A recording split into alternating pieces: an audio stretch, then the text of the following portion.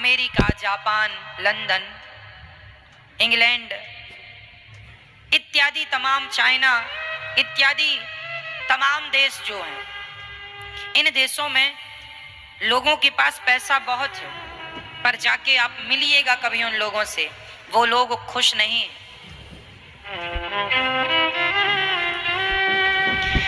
विदेशों में बहुत पैसा है, विदेशों में बहुत पैसा है, पैसा है, पर वो लोग खुश नहीं हैं, प्रसन्न नहीं हैं। क्यों नहीं है? क्योंकि उनके पास पैसा तो है, पर सत्संग की सुविधा नहीं है जो आप लोगों के पास है। उनके पास आध्यात्म दृष्टिकोण नहीं है, आध्यात्म नजरिया नहीं है। पैसा तो है, खूब कमाते हैं, उनका पैसा किस लिए है वो भी मैं आपको समझाता हूँ। विदेशों का कल्चर क्या है, विदेशों की सोच क्या है, वो मैं आपको समझाता हूँ। विदेशों में, बड़े बड़े देशों, भारत को छोड़ बाकी सभी देशों की मैं बात कर रहा हूँ, भारत को छोड़ सब देशों की बात है। विदेशों में वहां पर एक लड़की अमेरिका, इंग्लैंड, जापान, पेरिस इत्यादि देशों में, जर्मनी, जापान इत्यादि देशों में, मेरी माँ, जब लड़की 18 साल की होती है ना, तब वो अपने घर से सदा सदा के लिए निकल जाती है। विदेशों का कल्चर बोल रहा हूँ। वहां लड़की जब 18 साल की होती है तो वो अपने घर से सदा सदा के लिए निकल जाती है। कहाँ चली जाती है? आजाद हो जाती है, आजाद। अब वो कहीं भी जाए, किसी भी लड़के के साथ रहे, कोई संबंध बनाए, वो आजाद हो गई। बस वो सारी जिंदगी, अब वो लड़की और लड़का भी 18 साल का हुआ, आजाद हो गया। अब वो किसी भी स्त्री के संग रहे, उसके माँ बाप कुछ नहीं कह सकते। विदेशों का ये कल्चर है वहां आज भी वर्तमान में। तो वहां की लड़की 18 साल की, लड़के 18 साल के हुए तो वो अपने स्वतंत्र होके केवल भोगी बनकर भोग भोगते हैं। बस उनका एक ही काम है, पैसा कमाना, मस्ती से खाना और भोग भोगना। उनके 3 ही काम हैं, कमाना, खाना और भोग भोगना। ये उन लोगों के काम। क्यों? वो इससे ज्यादा की सोच नहीं रखते, वो इससे ज्यादा सोचते नहीं है। विदेशों में मातृदेवो भव ये कोई नहीं जानता, माँ भगवान होती है, ऐसी बातें वहां सुनने में कभी नहीं आती। वहां कोई बेटा अपनी माँ की सेवा नहीं करता, वहां कोई बेटा अपने बाप के पांव नहीं दबाता, ना सेवा करता। वहां तो 18 साल का हुआ तो बाप कहाँ है, माँ कहाँ है, कोई लेना देना नहीं। वहां की स्त्रियां हर साल एक नया पुरुष लेके आ जाती, हर साल एक नया पुरुष। तो वहां के पुरुष हर साल एक नई स्त्री लेकर के आ जाते हैं। ये वहां का कल्चर है। जबकि हमारे भारत का कल्चर है, हम एक ही स्त्री, एक ही पुरुष अपने पति और अपने पत्नी के साथ 7 जन्म बिताने की कोशिश करती है, 7 जन्म निभाने की का संकल्प लेती है। एक ही पुरुष के संग, एक ही स्त्री के संग सारी जिंदगी गुजारते हैं, वो भी खुशहाली से, प्रसन्नता से। क्यों? क्योंकि वो लोग भोग को प्रधान रखते हैं, उनके जीवन में भोग प्रधान है। और हमारे जीवन में हम रिश्तों को प्रधानता देते हैं, रिश्तों में रह करके हम परमात्मा की ओर, हम भगवान की ओर बढ़ते हैं। क्योंकि वो लोग नहीं जानते, वो लोग तो यही जानते हैं कमाना, खाना और भोग भोगना। वो नहीं जानते कि ईश्वर क्या है, वो नहीं जानते भगवान क्या है, उन्हें नहीं पता कि इस धरती में हमारा जन्म क्यों हुआ है। वो तो अपनी मस्ती में केवल मस्त रहना जानते हैं। जबकि हमारी भारत भूमि ये ऋषि मुनियों की भूमि रही है। हमारे यहाँ कुंभ लगते हैं, प्रयागराज में, हरिद्वार में, नासिक में और उज्जैन में। हमारे यहाँ ऋषि मुनियों की ये धरती है। साधु संत हम लोगों को बताते हैं कि बेटा मर जाओगे, भोग भोगना तो देखो कुत्ता भी जान रहा है, बिल्ली भी जान रही है, क्या तुम ये करने आए हो? अरे मनुष्य का शरीर बार बार नहीं मिलता, इस शरीर से भगवान को पालो। भोग तो हर योनि में मिलना ही मिलना है। कुत्ते भी भोगी होते हैं, बिल्लियां भी भोग लेती हैं, अरे चिड़िया पशु पक्षी भी खूब भोग जानते हैं। हम मनुष्य हैं, हम भोग प्रधान नहीं, भक्ति प्रधान हमें बनना है। हम भगवान को पाने आए हैं, हमारा उद्देश्य ईश्वर की प्राप्ति है। हमारे यहाँ माँ को भगवान का दर्जा दिया जाता है। हमारे भारत में माता को किसका दर्जा दिया गया? बोलो मेरी माँ, माता को किसका दर्जा? भगवान का। पिता को किसका दर्जा? भगवान का। और पत्नी को किसका दर्जा? पत्नी को देवी का दर्जा दिया गया। पति को भगवान का दर्जा, देवता का दर्जा दिया। हमारे यहाँ नदियों को माता का दर्जा दिया गया है। हमारे यहाँ पीपल की पूजा होती है, नीम की पूजा होती है, वट वृक्ष की पूजा होती है। हमारे यहाँ जिन पत्थरों पर लोग पांव रख के अपने जूते का बंध बांधते हैं, हम लोग उस पत्थर को भी भगवान मानकर पूजते हैं। हमारी श्रद्धा इस धरती में सबसे श्रेष्ठ श्रद्धा है। भारत के विचार इस धरती के सर्वश्रेष्ठ विचार रहे हैं। एक भारत ही एक ऐसा देश है जो वसुधैव कुटुंबकम की बात करता है। हमारे लिए तो पूरी दुनिया, पूरा विश्व परिवार है। चाइना कुत्ते को मार कर खा जाते हैं, हमारे यहाँ कुत्ते के लिए रोटी निकाली जाती है। आखिरी रोटी किसकी? पहली रोटी किसकी?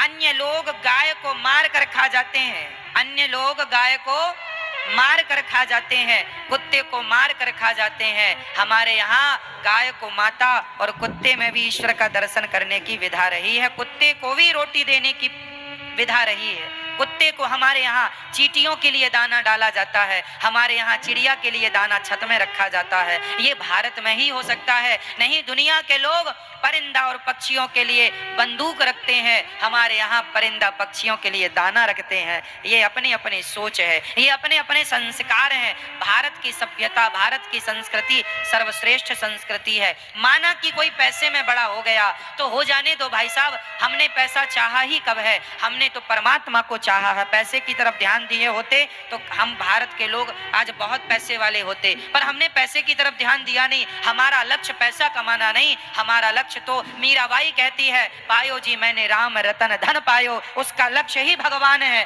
तो जिसका लक्ष्य ईश्वर है वो पैसा क्यों लगाएगा? इसलिए हमारे यहाँ पैसे की महिमा नहीं, भगवान की महिमा है। दुनिया में पैसे की महिमा है, दुनिया में पैसे की महिमा है, हमारे यहाँ भगवान की महिमा है। हम लोग ज्यादा खुश रहते हैं। कई लोग कहते हैं कि अमेरिका तो पूजा नहीं करता भगवान की, इंग्लैंड के लोग तो पूजा पाठ नहीं करते, वो सुखी हैं, और भारत के लोग तो पूजा पाठ करते हैं ज्यादा, फिर भी दुखी हैं। तो मैं आपको बताऊं कि ये प्रश्न गलत है। कैसे गलत है? समझिएगा।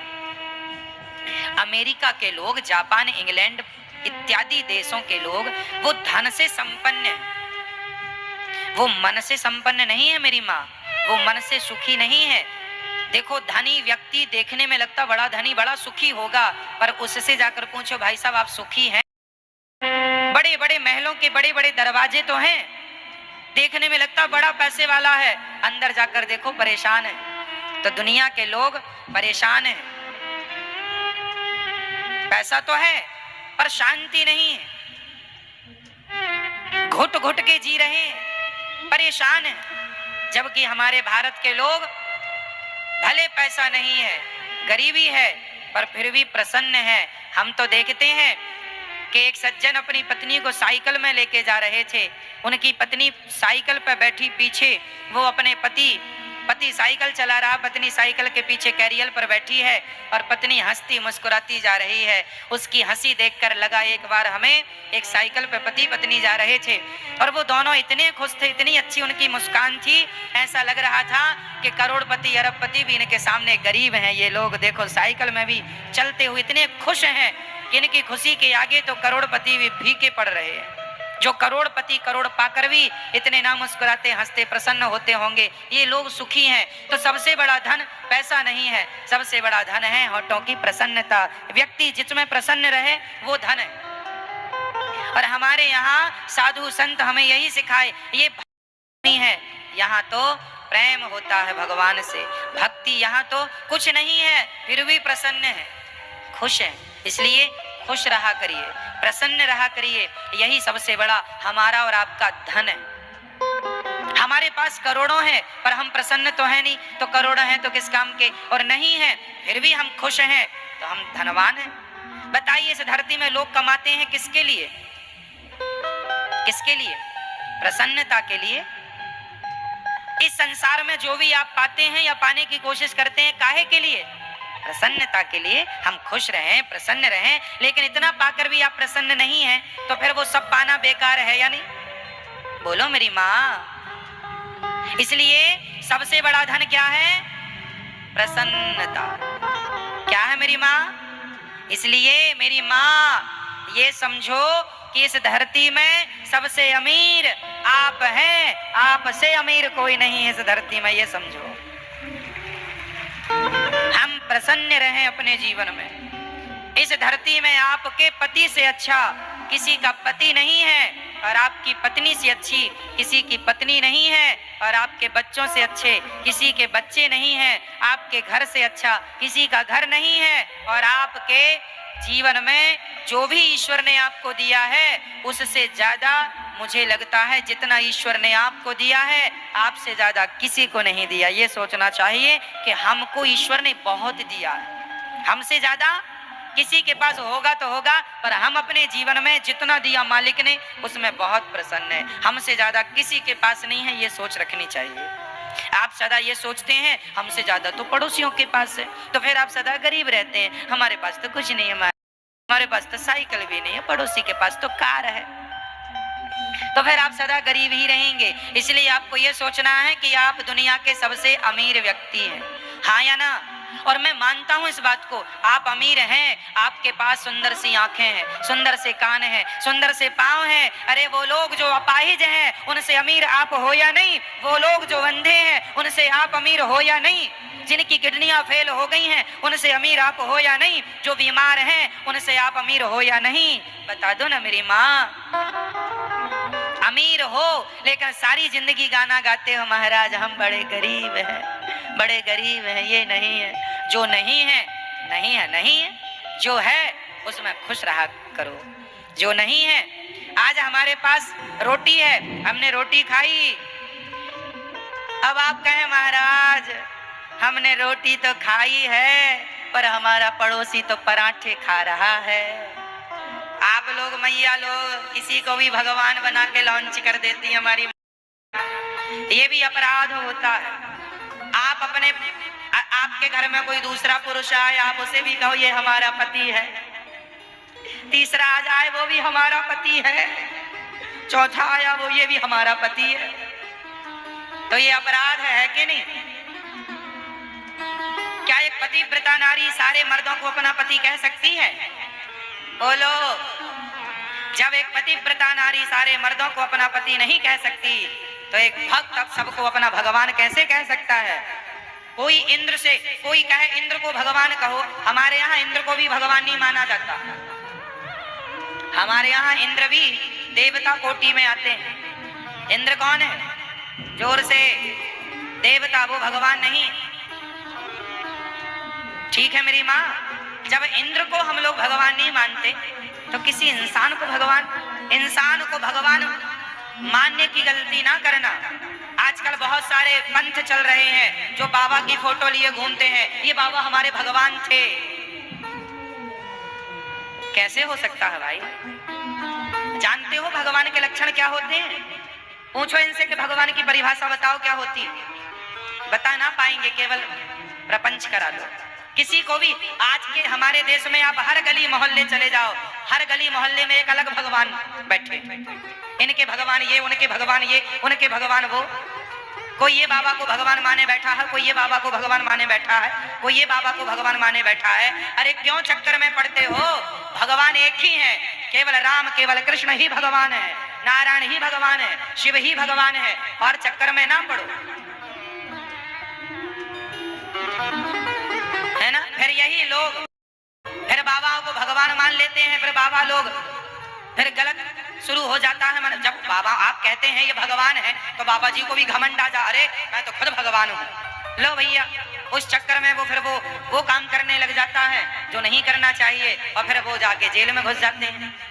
पहले आप लोग रोते हैं कि अब आप लोगों ने तो भगवान बनाया था, खोपड़ी में चढ़ा रखा था, किसी इंसान को भगवान कहने में तुम्हें लाज क्यों नहीं आती, ये बताओ। कोई इंसान भगवान कैसे हो सकता है?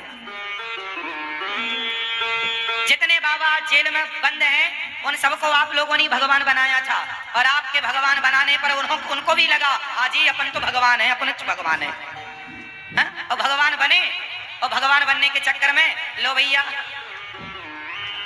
हवा खा रहे हैं आजकल। इसलिए मैं साधु संतों से निवेदन करूंगा, ये दुनिया तुम्हें भगवान बना है तो इनके बनाने से न बन जाना भगवान, ये झूठी दुनिया है।